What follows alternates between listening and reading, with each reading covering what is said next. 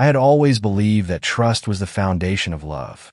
That belief shattered the day I found out the truth. It started with something small, something that should have been insignificant, a scent, a delicate, unfamiliar perfume clinging to my wife's scarf. It wasn't mine. It wasn't hers either. New perfume. I asked casually, watching her reaction. She barely glanced up from her phone, fingers lazily scrolling through her screen. Oh yeah, a friend recommended it. A friend. The way she said it sent a strange ripple down my spine. There was something off about the way she avoided my gaze, something too dismissive about her response. But I wasn't the paranoid type. At least, I hadn't been. So, I let it go. At least I tried to until I saw the message. A single notification flashed on her lock screen as she stepped into the shower, a glimpse of something I was never supposed to see. I can't stop thinking about last night. My heart stopped. For a split second, I felt frozen in time, my mind racing to find a rational explanation. Maybe it was innocent. Maybe I was overthinking. But deep down, I knew the truth. My fingers twitched, itching to unlock her phone and confirm what I already feared. I didn't.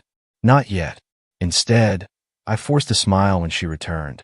I kissed her cheek like always, whispered, "I love you," and tucked this quiet, festering suspicion into the back of my mind.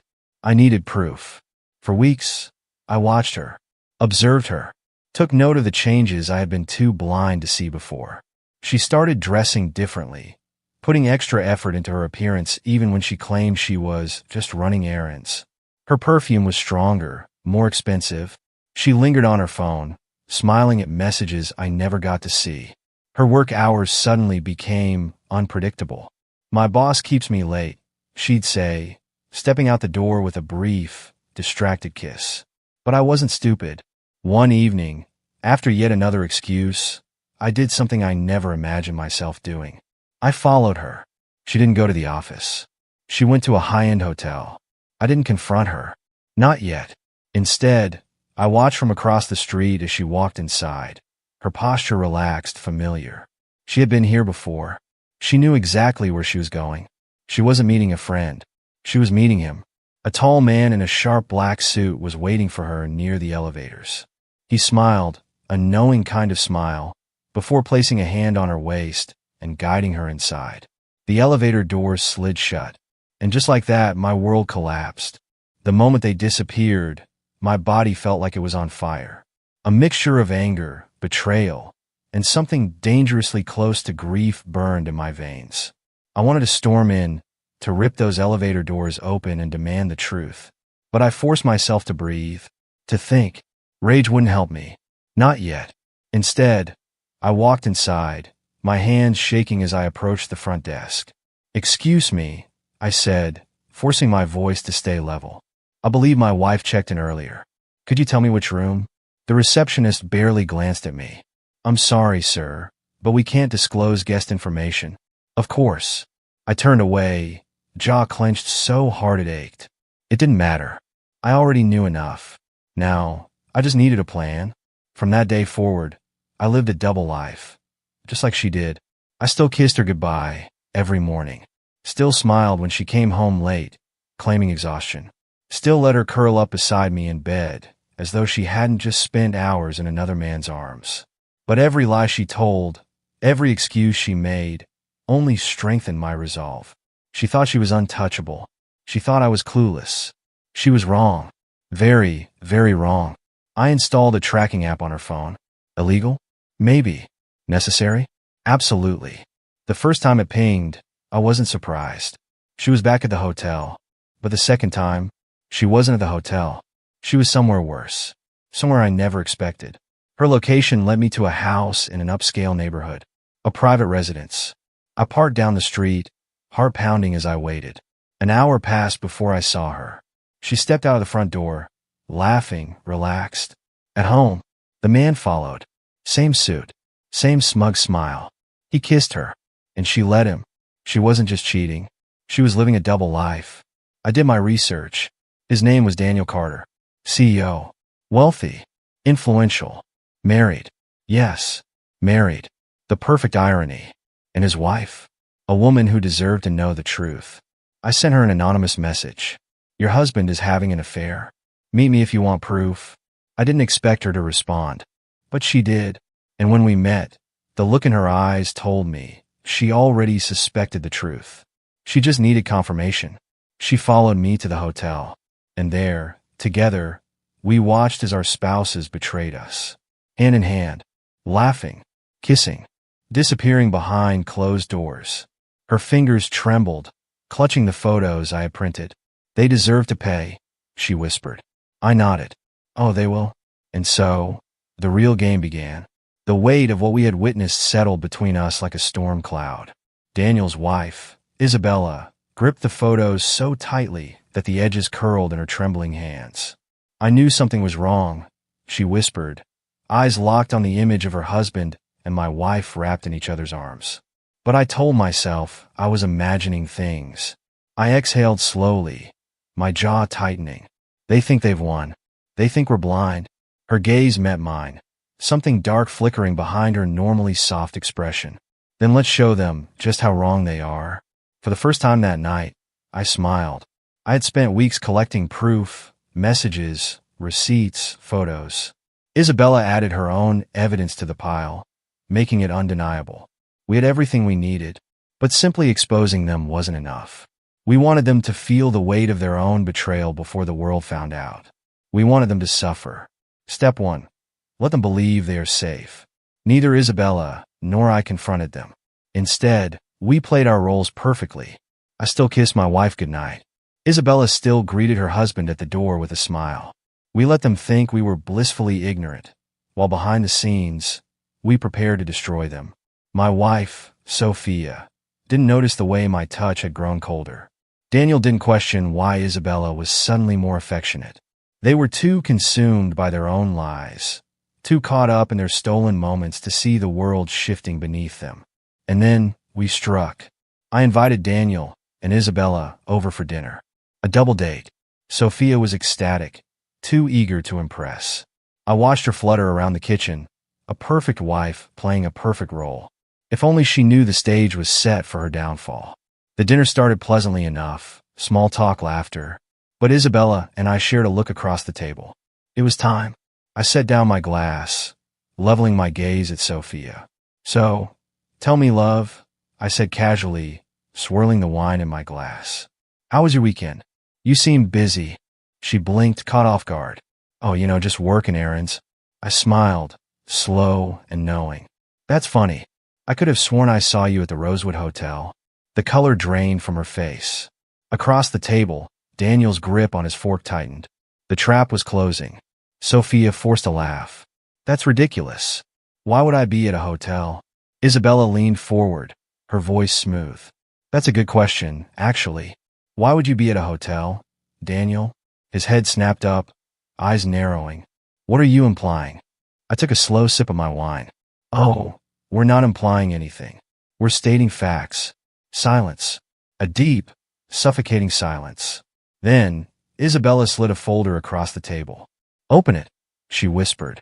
Sophia hesitated, but her shaking fingers reached for the folder. Inside, there were photos, dozens of them. Her and Daniel, holding hands, kissing, entering hotel rooms. Every lie she had told, staring back at her in black and white. Her breath hitched. Daniel's face twisted with anger, not at being caught, but at losing control. I leaned back, arms folded. You lied to us. For months. Sophia shook her head rapidly, her voice breaking. It's not what it looks like. Isabella laughed, cold and sharp. Oh, please, don't insult our intelligence. Sophia's lower lip trembled. She wasn't used to losing. But tonight, she had lost everything. Daniel was the first to snap. You think you're clever? Huh? He spat at me, digging through our business like some obsessed freak. I met his rage with eerie calm. Oh, I'm not obsessed. I'm just thorough. Sophia turned to me, her voice desperate. I never meant to hurt you. It was a mistake. I laughed, low and bitter. A mistake? A single drunken night is a mistake. But months of deception? That's a choice. Her lips parted, but no excuse came. She knew there was nothing left to say. I slid another envelope across the table. What's this? Sophia whispered. Divorce papers, I said simply. Her breath caught. You don't mean that. My voice was ice. I do. Isabella threw her own set of documents toward Daniel. We're done, she said smoothly, standing up. Daniel's nostrils flared. You won't walk away from me that easily. She smirked. Watch me. And just like that, the empire of lies they had built collapsed. Sophia begged. She cried. She pleaded. She swore she still loved me. But her love had meant nothing when she was in another man's arms. You don't get to ask for forgiveness, I told her. Not after what you did. And with that, I left her behind. Daniel's empire was the next to fall. Isabella was ruthless. She exposed everything. His affair, his financial corruption, his secrets. The media had a field day. And Sophia? She lost everything. Her reputation, her stability, and me. I built a new life. Isabella and I remained close, bound by the scars of betrayal. And Sophia? She saw me, months later, happy and successful. She reached out, a desperate attempt to fix what was broken. I didn't reply. I didn't need revenge.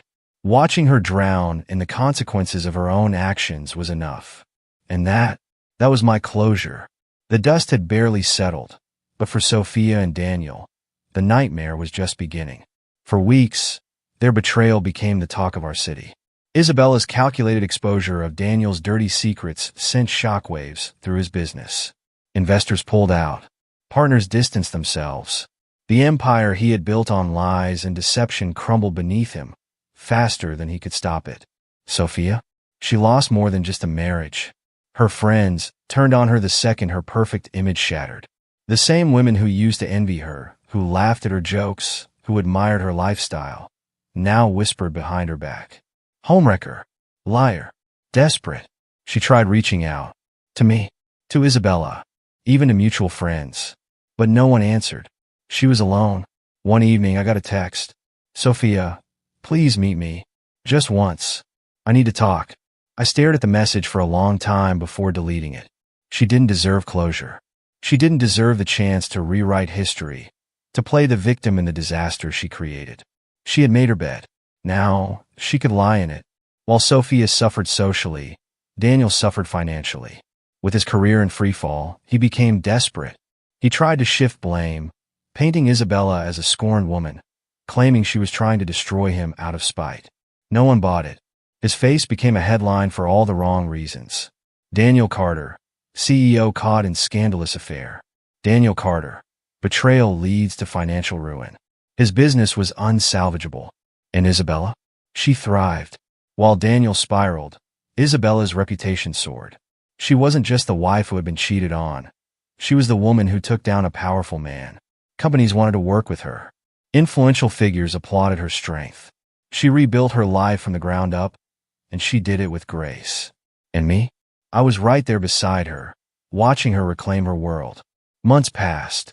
I had moved forward, found peace. And then she showed up. Sophia. I spotted her sitting alone in a cafe one morning, her hands wrapped around a cup of coffee, staring blankly at the table. She looked different. The polished, confident woman I once knew had been replaced by someone hollow, someone lost. Our eyes met. She hesitated. Then, cautiously, she stood and approached me. Can we talk? She asked quietly. I could have walked away, ignored her, but I was no longer the man she had destroyed. I nodded. 5 minutes. She sat across from me, visibly nervous. I know I don't deserve forgiveness, she began, her voice unsteady. I know I ruined everything. I didn't interrupt. She sighed, running a hand through her hair. I was stupid, selfish. I thought I could have it all. I raised an eyebrow. And how did that work out for you? Her lips pressed into a thin line. I lost you. That's what hurts the most. I leaned back, studying her. Is that what this is? Regret? Or do you just miss the comfort of what we had? She swallowed. I miss you. I shook my head. No, you miss the version of me that loved you. That man is gone. Her eyes welled with tears. Do you hate me? I exhaled. No. Hating you would mean I still care. She flinched. It was the truth. Sophia reached across the table, a desperate move. Can we start over? I let the silence stretch between us before giving her the only answer that mattered. No. Tears spilled down her cheeks, but I felt nothing. I have to go, I said, standing. She didn't try to stop me. As I walked away, I realized something. I was free. For the first time in years, my life was my own. No more lies. No more betrayals. No more waiting for someone who never deserved me in the first place. I had my career, my independence, and surprisingly, I had Isabella. We had become something, not lovers, not yet, but something deeper than friendship, something real. The last I heard of Daniel, he had fled the city, broke, humiliated. No one wanted to be associated with him, not in business, not in society. Sophia? She tried to rebuild, but no one forgot. No one forgave. And me? I was exactly where I wanted to be. Months later, I found myself sitting in a quiet restaurant across from Isabella. She studied me, a small smile on her lips. Do you ever think about them? I shrugged. Not really. Her smile grew. Me neither. She raised her glass. To new beginnings? I clinked my glass against hers. To finally getting what we deserve. And just like that, we turned the page. Life moved forward, unburdened by the shadows of betrayal. Isabella and I weren't in a rush to define our relationship, but there was an unspoken understanding between us. We had both been burned. We had both survived. Now we were building something new. Meanwhile, Sophia was struggling. She had lost her reputation, her stability, and the high society life she clung to so desperately. I heard whispers of her desperation, her attempts to reinvent herself, but she couldn't escape her past. Daniel had vanished completely, a ghost of his former self. Everything was as it should be. One day, I received a letter. No sender. Just my name. Curious, I opened it. It was from Sophia. I know I don't deserve anything from you, but I need you to know, I never loved him. Not the way I loved you. I crumpled the paper and threw it away. Love? Love wasn't betrayal wrapped in excuses. Love wasn't lies whispered behind closed doors. She was delusional if she thought those words meant anything.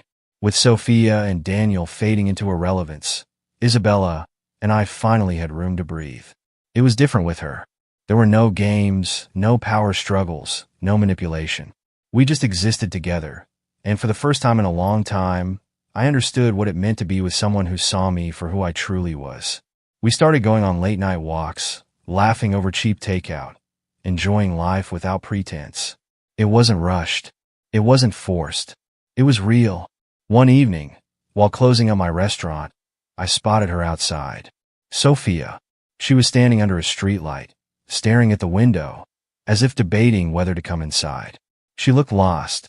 For a moment, our eyes met, but I didn't give her the satisfaction of a reaction. I simply turned off the lights and walked away. She no longer had a place in my world. While Sophia wandered aimlessly, Daniel tried one last desperate move. He had nothing left, no company, no reputation, no money. So, he tried to drag Isabella down with him. One morning, a scandalous article surfaced.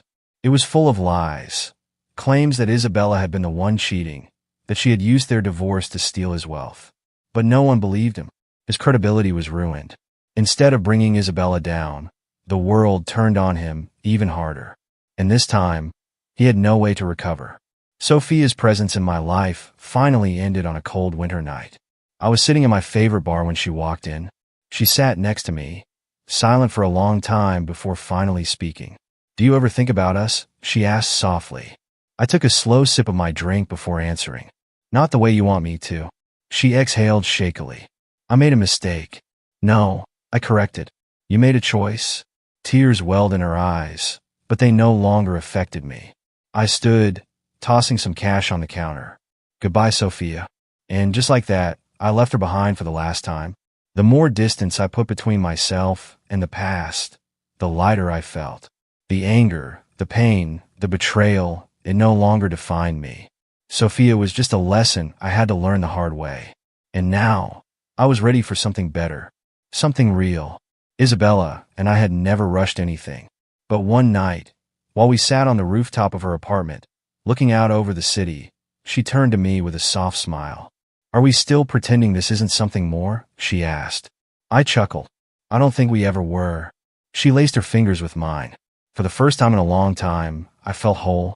Sophia had lost everything, but she still tried to hold on. She bounced between jobs, desperately trying to reclaim the life she had once had. But her past followed her everywhere. The whispers never stopped. She couldn't escape what she had done. And eventually, she gave up trying. She left the city. And with that, she became nothing more than a distant memory. Daniel, once a powerful man, disappeared from the public eye completely. There were rumors he had fled the country. Others said he had ended up in prison for fraud. I didn't care enough to find out. He was irrelevant now. One day, while working in the kitchen of my restaurant, I caught Isabella watching me. "What?" I asked, amused. She shrugged. "I just love watching you do what you love." I smirked. "Then you're going to love this next part." I slid a small, velvet box across the counter. Her eyes widened. "Is this?" I nodded. "Yeah." Tears welled in her eyes, but this time, they were happy tears. And when she whispered yes, I knew that I had finally found the love I was meant to have. It was simple, intimate, no extravagant displays, no forced smiles, no fake friends, just real love, the kind that grows from the ashes of betrayal and blossoms into something unshakable. Isabella and I didn't have a perfect love story. We had both been broken. We had both been betrayed. But together, we had rebuilt something stronger than either of us ever had before. Years later, I heard whispers of Sophia. She had tried to start over in another city. But the past has a way of catching up with you. The last thing I heard? She was alone, just as she had left me. I stood on the balcony of my home, looking over the horizon, a glass of wine in my hand. Isabella walked up behind me, wrapping her arms around my waist. "You seem deep in thought," she murmured. I smiled, just thinking about how far we've come. She rested her head against my back. "No regrets?" I turned to face her, pressing a soft kiss to her forehead. "None." Sophia and Daniel thought they were untouchable. They thought their betrayal would be forgotten. They thought they could move on without consequences. They were wrong. The past had swallowed them whole. And we had risen above it. Because in the end, the best revenge isn't destroying your enemies. It's living a life they can never touch. And I was finally, truly free,